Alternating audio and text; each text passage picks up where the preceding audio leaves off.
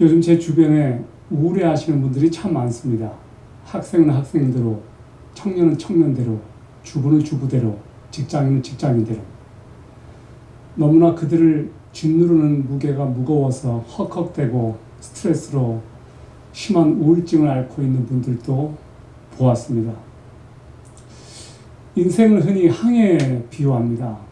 항해를 하다 보면 잔잔하고 고요한 바다만 있는 것이 아닙니다. 파도도 있고 또 가끔 큰 폭풍도 만납니다. 우리가 인생을 살아갈 때 위기와 고난을 겪습니다. 그때마다 여러분은 어떻게 극복하십니까? 오늘 저는 2000년 전에 사도 바울이 유라굴루라고 하는 큰 광풍 앞에서 어떻게 대처하였는지, 그리고 그와 함께 탄 사람들이 어떻게 살아났는지, 그 이야기를 통해서 우리가 인생의 위기를 만났을 때 어떻게 하는 것이 크리스찬으로서, 또한 이 세상을 살아가는 사람들로서 마땅히 해야 될 것인지를 여러분과 나누겠습니다. 우리가 원치 않는 인생의 위기를 만납니다. 때로는 우리의 잘못과 실수로 어떤 위기를 자초하기도 합니다. 그럼에도 불구하고 그때마다 여러분이 꼭 기억할 것이 있습니다. 첫 번째, 인생의 위기를 만날 때 하나님의 계획하심이 그 배후에 있다는 것을 믿는 것입니다. 오늘 사도행전 27장은 이렇게 시작이 되고 있습니다. 1절을 보겠습니다. 우리가 배를 타고 이달리아로 갈 일이 작정되매 바울과 다른 죄수 몇 사람을 아고사도대의 백부장 율리오라는 사람에게 맡기니, 우리가 배를 타고 이탈리아로 가기로 작정되었다고 했습니다. 작정되었다. 영어 성경을 보니까 킹 제임스 버전은 determine이라고 하는 단어를 썼습니다. 계획되었다, 결정되었다라는 것입니다. 바울이 이렇게 하기로 결정한 것이 아니고 이미 이렇게 결정되었다는 것입니다. 수동태죠.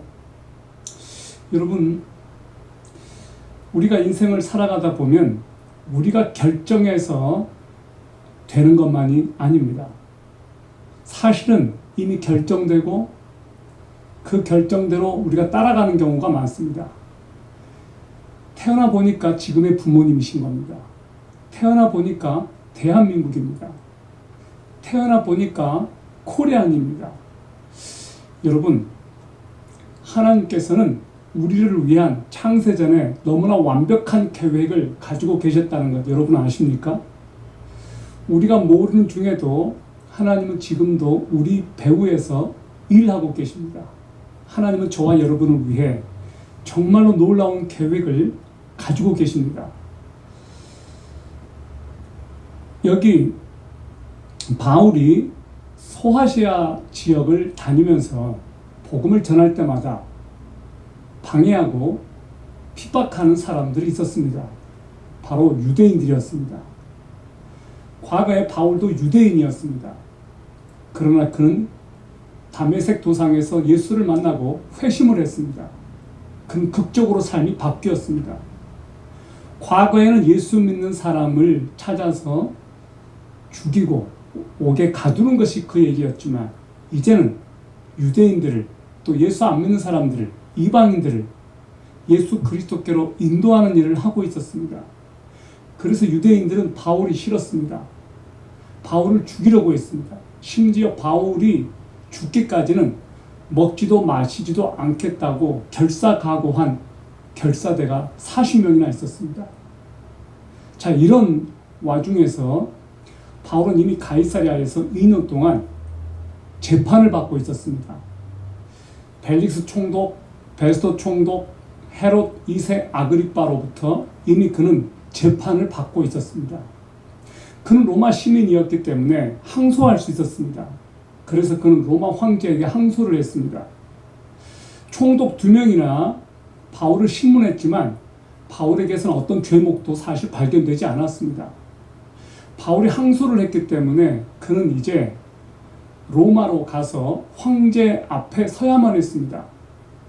그래서 베스도 총독은 이 바울을 이제 지중해에서 백길이 막히는 지중해에서 11월부터 2월까지 3개월 동안은 항해 금지가 되었기 때문에 11월 이전에 이탈리아 반도로 바울을 보내야 했기 때문에 바울이 배 타고 갈 수 있도록 가이사랴 항구에서 출발할 수 있도록 그렇게 조처한 것입니다.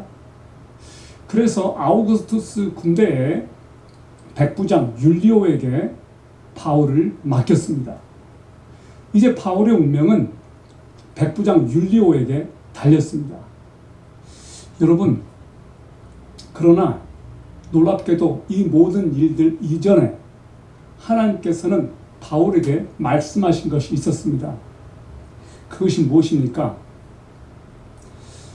우리가 사도행전 23장 11절을 보면 이렇게 기록되어 있습니다. 너가 예루살렘에서 나의 일을 증거한 것 같이 로마에서도 증거하여야 하리라. 주님께서는 바울에게 너가 가이사 앞에 서야 하겠고 라는 말씀도 주셨습니다. You must stand before Caesar. 그는 그때부터 로마에 가는 꿈을 꾸었습니다. 바울이 1차 전도 여행이 마칠 무렵에 아시아와 그리스 지역을 다닌 후에 이렇게 말합니다. 사도행전 19장 21절에 나와 있습니다. 내가 예루살렘에 갔다가 그 후에 로마도 보아야 하리라. I must also see Rome. 바울은 로마에 가려고 하는 열망이 매우 컸습니다. 로마서 1장에 보면 그가 로마에 있는 성도들과 얼마나 만나고 싶어 했는지 잘 기록되어 있습니다. 바울의 비전은 로마로 가는 것이었습니다. 그 당시 로마는 세계 중심지였습니다. 바울은 그곳에 가서 복음을 전하고 로마 성도들과 함께 만나 그들을 격려하기를 희망했습니다. 여러분은 어떤 희망, 어떤 비전을 가지고 있습니까? 전 윌러크릭 커뮤니티 교회의 목사였던 빌 하이벨스 목사는 비전에 대해서 이렇게 정의했습니다. Vision is a picture of the future that arouses passion in you. 비전은 당신 안에 열정을 불러일으키는 미래에 대한 그림이다라고 했습니다. 여러분은 어떤 비전을 가지고 있습니까? 사실 비전은 내가 가진 어떤 계획이 아니고 하나님께서 나에게 주신 미래에 대한 청사진입니다. 하나님께서 주신 내 인생을 향한 하나님의 그림이에요. 저는 여러분들이 하나님으로부터는 비전을 볼 수 있기를 바랍니다. 마지막 시대가 되면 하나님께서는 청년들에게 비전을 보여주시겠다고 했습니다. 젊은이가 환상을 본다고 했습니다. 늙은이가 꿈을 꾼다고 했습니다. 놀랍지 않습니까? 하나님으로부터 그 비전을 기대하십시오. 여러분 인생에 있어서 위기를 만날 때마다 꼭 기억하십시오. 하나님께서 여러분을 위해서 가지고 계신 계획이 있다. 하나님의 계획은 절대 실패하지 않는다. 여러분이 지금 너무 난처한 상황, 너무 괴로운 상황, 힘든 여정 가운데 있을지라도 기억하십시오. 하나님은 작정하신 것이 있으십니다. 결코 여러분을 이대로 놓아두시지 않습니다. 두 번째, 우리가 인생의 위기를 만날 때 꼭 기억할 것이 있습니다. 여러분, 함께 가는 동역자를 반드시 만나십시오. 혼자 가려고 하지 마십시오. 함께 가는 동역자를 반드시 만나라. 여기 2절을 보시면 아시아 해변 각초로 가려 하는 아드라무테노 배에 우리가 올라 행선할 때 마케도냐의 데살로니가 사람 아리스다고도 함께 하니라. 1절과 2절을 보면 주어가 나와 있습니다. 우리가로 되어 있습니다. 우리가가 누구일까요? 사도행전의 저자는 아시는 대로 누가입니다. 우리가 바울과 누가를 말합니다. 그런데 여기에 한 사람이 더 합류합니다. 바로 아리스다고라는 사람입니다. 아리스다고의 별명이 뭐였냐면 함께 가는 사람입니다. 사도행전 19장 29절을 보면 아리스다고에 대한 기록이 나와 있습니다. 온 도시가 혼란에 빠지고 그들이 바울의 일행으로 여행 중이던 마케도니아 사람 가이오와 아리스다고를 붙잡고 일제히 극장 안으로 몰려들어가며 에베소에서 폭동이 일어났었습니다. 그때 가이오와 아리스다고가 극장 안으로 붙잡혀 들어갔습니다. 만약에 이 두 사람이 붙잡혀 들어가지 않았더라면 바울이 붙잡혀 들어갔을 겁니다. 매우 위험천만한 상황이었습니다. 그곳에 가서 이 아리스다고와 가이오가 엄청난 곤욕을 치렀습니다. 그리고 바울이 3차 전도 여행을 했을 때, 에베소에 갔을 때 그때부터 아리스다고는 바울과 동행했습니다. 자, 그런데 이 아리스다고 어디까지 가느냐? 바울이 로마에서 감옥에 갇혔을 때 그때에도 아리스다고가 같이 있었습니다. 골로새서 4장 10절을 보세요. 나와 함께 갇힌 자 된 아리스다고와 바나바의 누이의 아들 마가와, 이렇게 기록합니다. 빌레몬서 1장 24절을 보면 바울은 이 아리스다고에게 영광스러운 호칭을 부릅니다.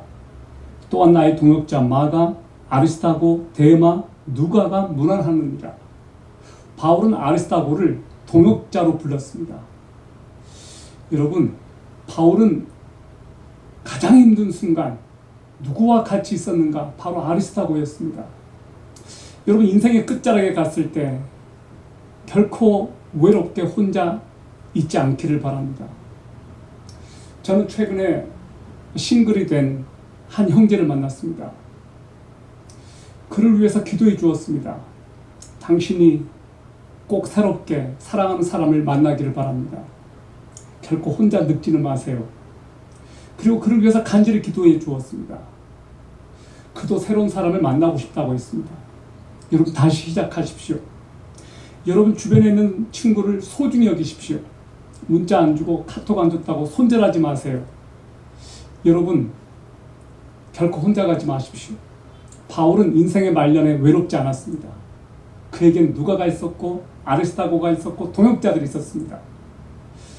바울이 인생의 말년에 외롭지 않을 수 있었던 이유는 그는 평생토록 복음을 전했고 말씀으로 양육했던 그의 제자들이 있었고 그를 위해서 기도해 주는 성도들이 있었기 때문입니다. 우리 인생의 마지막이 되었을 때 우리는 누구와 함께 있을 수 있을까요? 지금 바로 옆에 계신 분이 여러분과 같이 있을 수 있습니다. 여러분, 우리가 이 세대에 참 힘든 것 중에 하나가 무엇인가? 바로 외로움이라고 하는 문제예요. 집안에 틀어박혀서 나오지 않고 단절한 채 살아가는 청년들이, 또 청소년들이 요즘 많습니다. 일본에서는 이것을 히키고모리라고 부릅니다. 일본에만도 40대 이상 중년 히키고모리가 60만 명 이상이 된다고 합니다. 아주 큰 사회 문제죠. 2020년 11월에 국민일보와 GL 학교 밖 청소년 연구소가 은둔형 외톨이가 우리나라에는 얼마쯤 되는가 조사를 해봤더니 약 13만에서 30만 정도 된다고 추산했습니다. 작은 숫자가 아니죠. 취업난은 은둔형 외톨이를 증가시키는데 큰 기여를 하고 있습니다. 몇 년 동안 혼자 틀어박혀서 시험 준비를 합니다. 한국의 공시생들. 이분들이 은둔형 외톨이가 될 가능성이 매우 높은데요. 근데 취업에 성공하지 못하면 본격적인 은둔 생활을 시작할 가능성이 매우 높다고 했습니다. 여러분, 하나님께서는 우리가 외롭게 혼자 사는 것을 원치 않습니다. 창세기를 보면 하나님께서는 아담 혼자 외롭게 지내는 것이 좋지 않아 보였기 때문에 하와를 하나님께서는 아담 곁에 붙여주셨습니다. 우리에게는 가정이 있고 친구가 있습니다. 하나님께서는 우리가 관계 가운데 함께 성장하기를 원하십니다. 따뜻한 사람들과의 관계를 맺어가십시오. 그리고 그 안에서 사랑을 받고 사랑을 주는 사람이 되어가십시오. 많은 사람들은 상처를 받으면 사람들을 새로 만나려고 하지 않습니다. 용기가 필요해요. 그럼에도 불구하고 사람들을 만나십시오. 여러분을 사랑해주는 사람이 반드시 있습니다. 여러분이 또한 사랑할 수 있는 사람이 반드시 있습니다. 용기를 내십시오. 밖으로 나오십시오. 컴퓨터 모니터 앞에 앉아서 그 안에 세계만 빠져있지 마십시오. 밖으로 나오십시오. 세계적인 마약 중독 치료센터 스페인의 베델이라고 하는 곳이 있습니다. 그런 곳에서 꼭 시키는 것이 있습니다. 운동입니다. 운동. 여러분 운동을 하십시오. 활동을 하세요. 그리고 성경 읽기 프로그램입니다. 성경이 여러분의 삶을 바꿉니다. 자, 이제 바로 세 번째입니다. 인생의 위기 때 우리가 붙잡아야 될 핵심 가치 세 번째. 위기를 만날 때 권력과 돈, 여론보다 하나님의 말씀을 의지하십시오. 다시 말씀드립니다. 권력, 돈, 세상의 여론보다 하나님의 말씀을 붙잡으십시오. 3절부터 6절까지 읽겠습니다.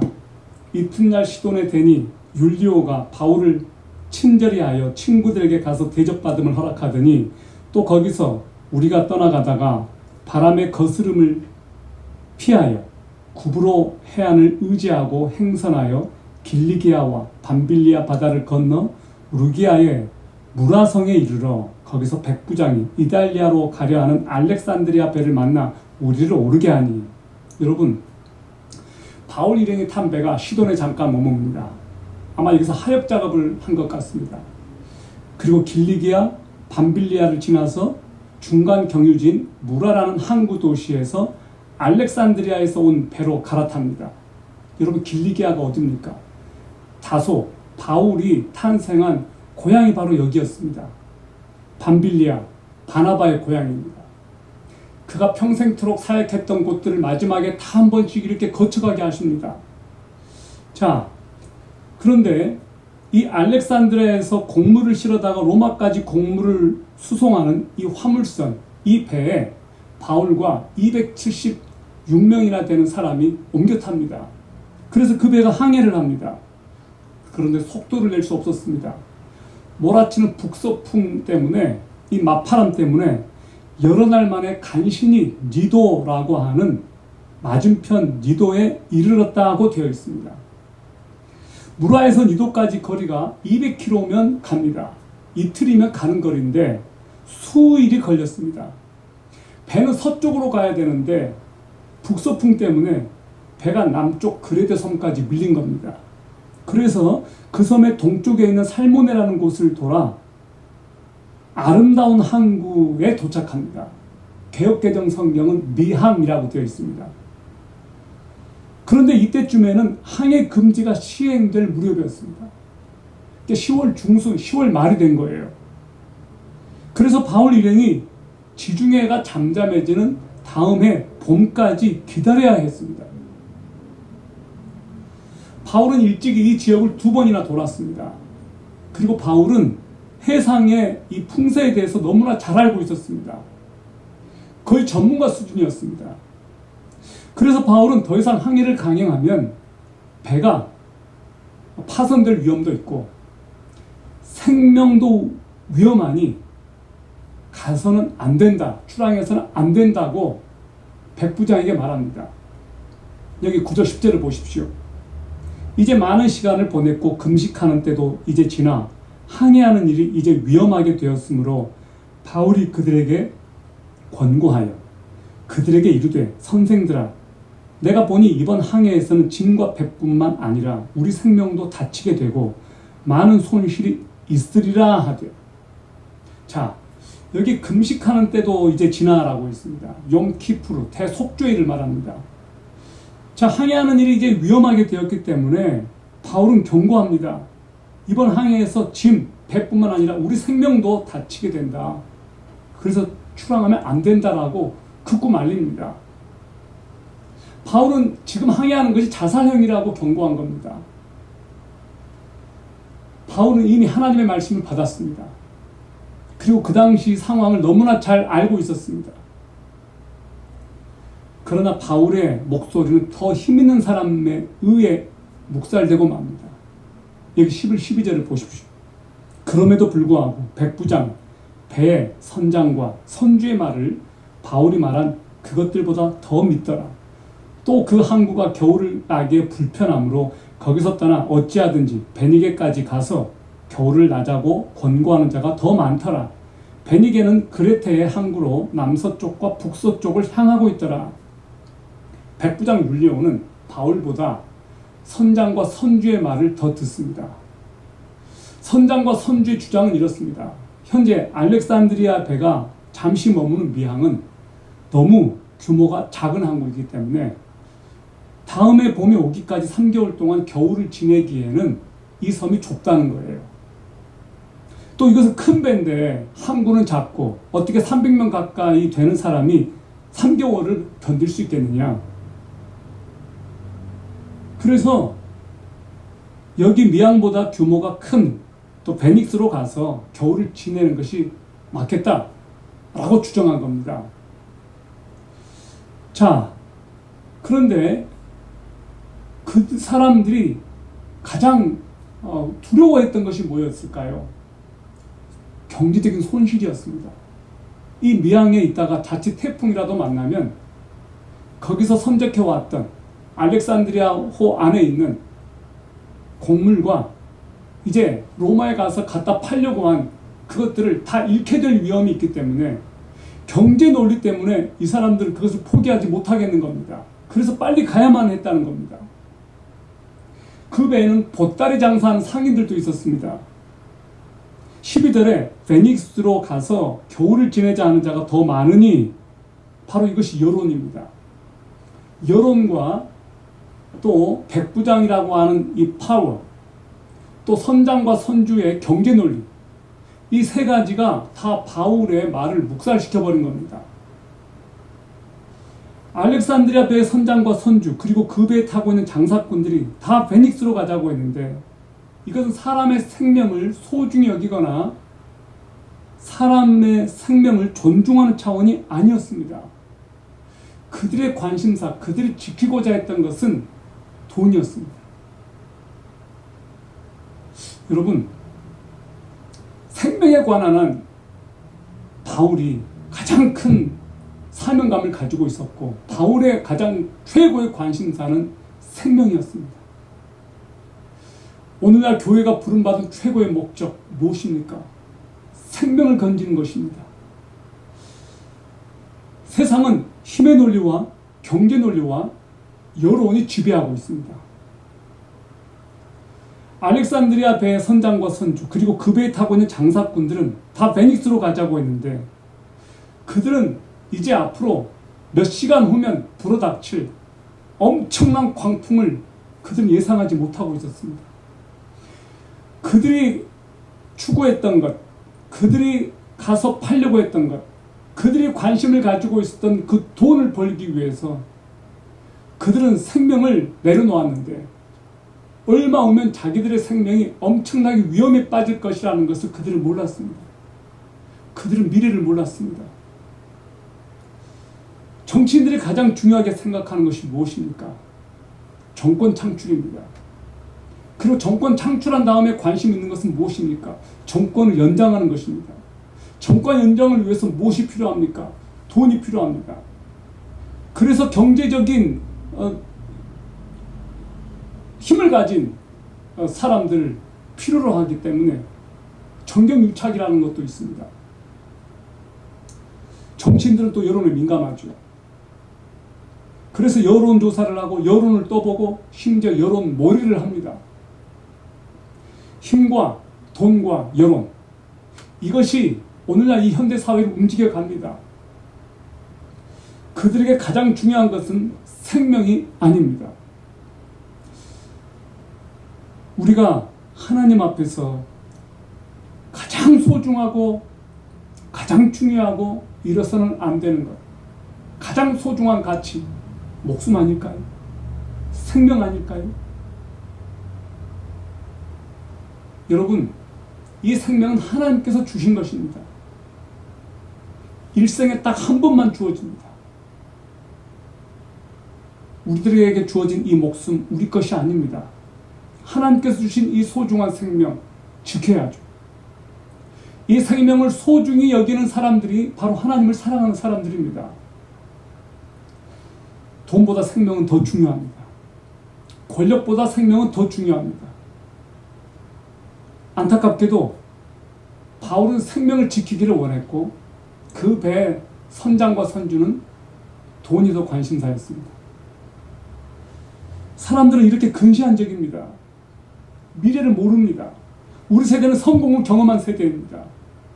그러나 우리들의 자녀 세대는 우리가 경험한 이 성공을 경험하지 못할 수도 있습니다. 2021년 8월 20일자 데일리안 신문 기사에 뜬 내용입니다. 가계빚 1700조 미래가 없다. 그리고 8월 24일 한국경제신문 경제란에는 이렇게 떴습니다. 가계빚 1800조 사상 최대, 1인당 가계빚 3500만원. 가계부채가 1800조를 넘어섰습니다. 국가채무, 중앙정부와 지방정부가 진 빚이 700조입니다. 국민 한 사람당 갚아야 될 가계부채가 3,500만원. 국민 한 사람당 갚아야 될 국가부채, 정부가 진 빚 1,800만원. 그것을 우리가 고스란히 지금 떠안고 있는데 더 심각한 것은 이것을 우리 미래 세대에 물려주어야 한다는 것입니다. 중앙정부는 코로나 사태 해결을 위해서 계속해서 코로나 기금을 풀었습니다. 그리고 예산을 계속 높이고 있습니다. 더 줄어들 것 같지 않습니다. 해마다 100조 넘게 지금 부채가 증가하고 있습니다. 국가 채무 올해만 956조 9천억 원입니다. 2022년 1068조 3천억 원입니다. 100억씩 증가합니다. 더 심각한 것은 최근에 가계대출을 주도하고 있는 계층이 2030 청년 세대입니다. 한국금융연구원에 따르면 주로 주택가격 상승 기대와 주식, 비트코인 같은 암호화폐 투자하기 위해 대출을 받고 있다는 겁니다. 안동현 서울대 경제학부 교수가 이런 말을 했습니다. 급속한 저출산, 고령화로 인구 감소가 현실화한 가운데 정부와 정치권이 미래 세대에게 큰 빚더미를 떠넘기는 모럴 해저, 도덕적 해를 자행하고 있다. 아주 심각한 진단입니다. 우리나라에서 빚을 줄이는 방법 무엇일까요? 경제가 꾸준히 성장하고 기업이 장사를 잘하고 정부가 작아져야 되는 것. 바로 이것입니다. 기업이 돈을 많이 벌어다 주고 경제가 잘 돌아가면 정부의 세금 수입도 자동적으로 늘어납니다. 문제는 이와는 반대로 지금 가고 있다는 것입니다. 전 세계적으로 지금 인플레이션 현상입니다. 우리나라만 지금 집값이 상승하는 것이 아니고 미국도 그렇고 중국도 그렇고 전 세계적으로 그렇습니다. 미국은 지금 금리를 올리고 있습니다. 미국은 연방준비제도에서 얼마든지 달러를 찍어낼 수 있습니다. 우리는 그렇지 못합니다. 한국만의 문제는 아닙니다만은 금융위기는 지금 예고되어 있습니다. 반드시 올 것입니다. 여러분, 이대로 가면 한국호는 파산합니다. 지금 세대는 부모 세대보다 더 가난하게 되는 세대입니다. 우리가 우리의 자녀들에게 가난을 물려줄 수는 없습니다. 우리가 우리 자녀 세대에게 줄 수 있는 것이 꿈과 희망과 안정적인 기반이어야 될 텐데 우리는 우리 자녀들에게 빚을 지금 남겨줄 판입니다. 저와 여러분들이 정신 바짝 차리고 허리띠 졸라매고 미래를 대비하지 않는다면 우리는 굉장히 위험합니다. 그래서 지금은 정치 지도자들을 위해서 어느 때보다도 기도해야 됩니다. 그들이 올바른 판단을 내릴 수 있도록, 그들이 책임지는 결정을 내릴 수 있도록. 안타깝지만 정치인들은 매우 현실적이고 그들 세대에서 모든 것을 다 해결하려고 하는 경향이 있습니다. 매우 어리석은 행동입니다. 여러분, 오늘 바울이 우리들에게 주는 교훈을 다시 한번 들어보십시오. 13절부터 19절까지입니다. 남풍이 순하게 불매 저희가 득이한 줄 알고 닻을 감아 그레데 해변을 가까이 하고 행선하더니 얼마 못 되어 섬 가운데로서 유라굴로라는 광풍이 대적하니 배가 밀려 바람을 맞추어 갈 수 없어 가는 대로 두고 쫓겨가다가 가우다라는 작은 섬 아래로 지나 간신히 거루를 잡아 끌어올리고 줄을 가지고 선체를 둘러 감고 스르디스에 걸릴까 두려워 연장을 내리고 그냥 쫓겨가더니 우리가 풍랑으로 심히 애쓰다가 이튿날 사공들이 짐을 바다에 풀어버리고 사흘째 되는 날에 배의 기구를 저희 손으로 내어버립니다. 자, 13절에 순풍이 부니까 사람들이 뜻을 다 이룬 줄로 생각했습니다. 닻을 올리고 그레데를 따라 바싹 붙어 항해했습니다. 사람들이 순풍이 불면 너도 나도 대출받고 장사를 시작하고 리모델링을 하고 투자를 합니다. 그런데 성경은 뭐라고 말하냐면 얼마 못 되어 섬 가운데로서 유라굴로라는 광풍이 대작하니, 광풍이 대작할 줄 알았다면 순풍 때 그렇게 투자하겠습니까? 순풍 때 그렇게 막 갖다 막 쏟겠습니까? 그러지 못하죠. 우리는 이렇게 근시안적입니다. 여기 스르디스라고 했습니다. 모래톱입니다. 모래톱. 한번 빠지면 못 헤어나오는 거루라고 했습니다. 거루. 지금은 이제 보트를 배 위에 이렇게 놓고 갈 수 있지만 그때는 그렇게 못하니까 뒤에 쉽게 말하면 보트예요. 구명보트 같은 거. 작은 배죠. 여기 어떤 일이 벌어집니까? 유라굴로라고 하는 이 광풍이 대작했습니다. 유라굴로는 헬라어로 동풍을 뜻하는 유로스와 북풍을 말하는 아퀼로 두 단어가 합해진 말입니다. 쉽게 말하면 북동풍입니다. 북동풍이 이제 불었습니다. 지중해를 항해하는 선박들이 가장 두려워하는 바로 광풍이 바로 이 유라굴로라고 하는 것입니다. 배는 휘말려서 바람을 뚫고 갈 수 없는 상황이 됐습니다. 오늘 성경은 쫓겨갔다고 말합니다. 쫓겨가고. 다른 번역본은 밀려갔다고 했습니다. 한국호라고 하는 이 배가 정치, 경제, 부동산 폭등, 코로나19 힘에 밀려 통제 불가능한 채로 계속해서 지금 쫓겨가고 있습니다. 밀려가고 있어요. 떠밀려가고 있어요. 이 세상을 보는 것 같습니다. 가만히 있으면 바보 되는 것 아니야? 그러니까 너도 나도 투자하고 너도 나도 비트코인하고 불안하니까 이것저것 해요. 남들이 부동산 투자하니까 그렇게 해요. 여러분 속지 마십시오. 불안해하지 마십시오. 여러분이 흔들리지 않기를 바랍니다. 최근에 만난 크리스찬 형제 하나는 집을 구하지 못했습니다. 아직 집이 없습니다. 다른 친구나 다른 사람들은 집값이 막 올라가고 하니까 배가 아픈 거예요. 속상한 거예요. 자기들은 제때 이렇게 집을 사지 못하니까 여전히 전세를 막 전전긍긍하고. 근데 형제가 마음을 고쳐먹었습니다. 기도하면서 마음속에 하나님께서 그런 마음을 주셨답니다. 너가 지금 이런 것 때문에 고민하고 걱정하고 두려워할 때냐? 많은 사람들이 또 집이 없고 그런데 너가 그 사람들과 같은 처지가 되고 그들과 같은 마음으로 가난한 마음으로 더 어려운 이웃을 생각하면 좋지 않겠냐? 그런 마음이 왔답니다. 여러분, 이 세상은 지금 떠밀려가고 있습니다. 떠밀려가고 있어요. 여러분들이 떠밀려가지 않기 위해서 하나님의 말씀을 붙잡으십시오. 우리는 믿음을 가지고 있습니다. 그 믿음은 지금 필요합니다. 인생의 큰 위기를 만날 때 마지막으로 기억할 것이 있습니다. 인간의 희망이 사라질 때 하나님께서 비로소 일하십니다. 사도행전 27장 18, 19, 20절을 보십시오. 우리가 풍랑으로 심히 애쓰다가 이튿날 사공들이 짐을 바다에 풀어버리고 사흘째 되는 날에 배 기구를 저희 손으로 내어버리니라. 여러 날 동안 해와 별이 보이지 아니하고 큰 풍랑이 그대로 있음에 구원의 여망이 다 없어졌더라. 이제 어떤 일이 일어납니까? 사공들이 짐을 다 바다에 던지기 시작했습니다. 그들이 돈을 마련하기 위해서 사온 그것들도 다 지금 바다에 빠뜨리고 있습니다. 살기 위해서. 배를 가볍게 해야 되니까. 배 안의 분위기가 참담합니다. 여기 성경이 뭐라고 말합니까? 여러 날 동안 해와 별이 보이지 아니하고 큰 풍랑이 그대로 있음에 구원의 여망이 다 없어졌다. 구원의 희망이 다 사라진 거예요.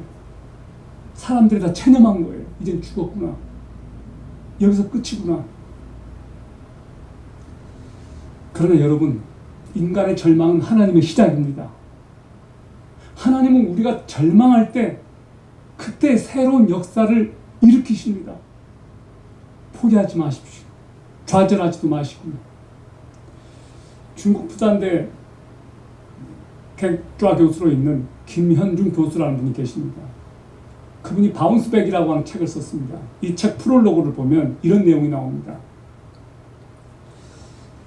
미국에서 손꼽히는 3명의 대학 졸업 연설자들이 있었는데 2005년에 스티븐 잡스가 한 스탠포드 졸업 연설, 그리고 조앤 롤링, 해리포터 시리즈의 작가죠. 조앤 롤링이 2008년도에 하버드 대학 졸업 연설, 그리고 2011년 디트머스 대학 졸업 연설의 코난 오브라이언의 졸업 연설입니다.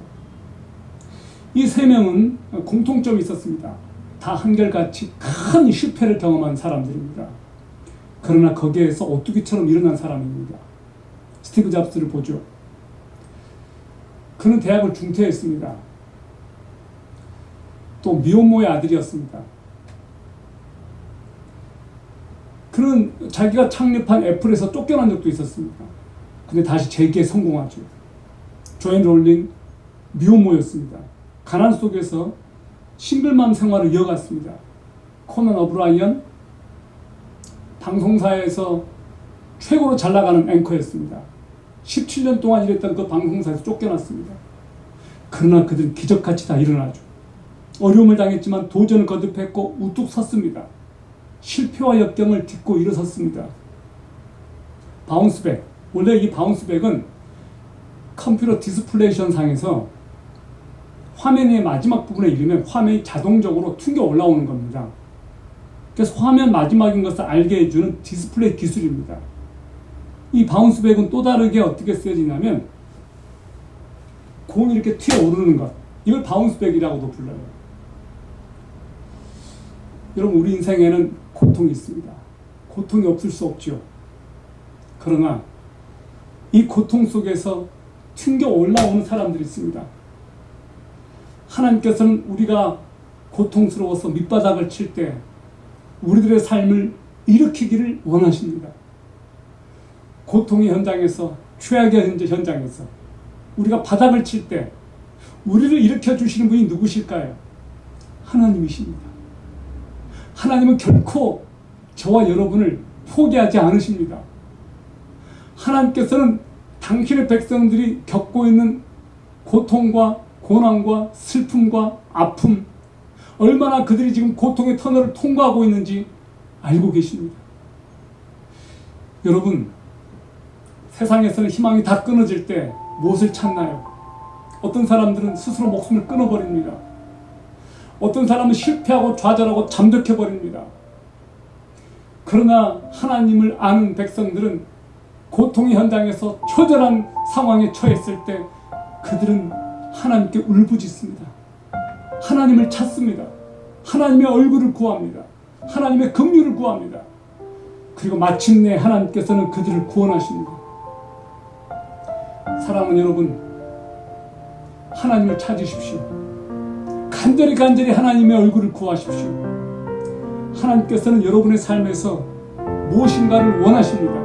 무엇일까요? 아주 작은 희망이라도 그 끈을 놓지 말고 하나님께 희망을 두는 겁니다. Trust in God. 하나님을 신뢰하십시오. 이 세상에 어떤 것도 여러분이 끝까지 붙잡을 수 있는 것은 없습니다.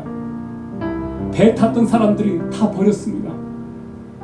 그들이 돈벌이를 위해서 준비했던 거 다 버렸습니다. 여러분의 스펙, 여러분의 자격증, 여러분이 지금 모아놓았던 재산, 여러분의 건강, 언젠가는 다 버릴 때가 옵니다. 그러나 결코 버릴 수 없는 것, 십자가의 예수 그리스도, 여러분이 믿는 그 믿음 결코 버리지 마십시오.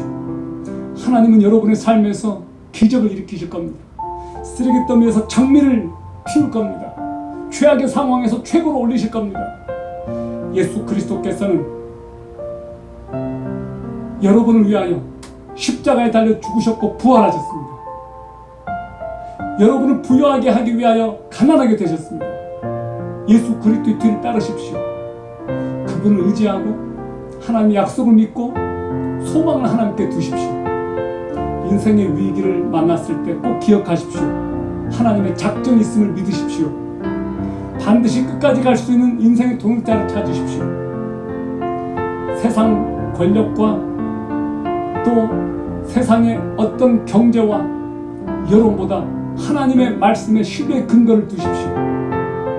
마지막으로 모든 희망이 사라질 때 하나님께서 여러분 가운데서 일하신다는 것을 믿으십시오. 기도하겠습니다. 살아계시고 우리와 함께 하시는 하나님 아버지, 하나님 아버지를 신뢰합니다. 하나님 아버지를 사랑합니다. 하나님의 얼굴을 구합니다. 당신의 백성들이 밑바닥을 치고 고통스러워서 신음하고 어찌할 바를 모를 때, 너무 우울해서 숨고 싶을 때, 그때도 하나님께서는 당신의 백성들을 여전히 사랑하시고 그들과 함께 하심을 믿습니다. 아버지께서 오늘 고통 가운데 인생의 풍랑 앞에서 허우적거리고 어찌할 바를 모르는 당신의 백성들을 찾아가셔서 그들을 붙잡아 주시기를 기도합니다. 그들을 일으켜 주시기를 기도합니다. 고통 속에서 부르짖는 당신의 백성들의 그 울부짖는 목소리를 들으시고 신음하는 소리를 들으시고 그들을 찾아오셔서 만나주시는 하나님을 믿습니다. 오늘 여러모로 고통 가운데 있는 당신의 백성들과 함께 하시는 주님을 신뢰하며 끝까지 믿음의 끈을 놓지 않고 하나님께 소망을 두게 하여 주시옵소서. 우리 주 예수 그리스도의 이름으로 기도드립니다. 아멘.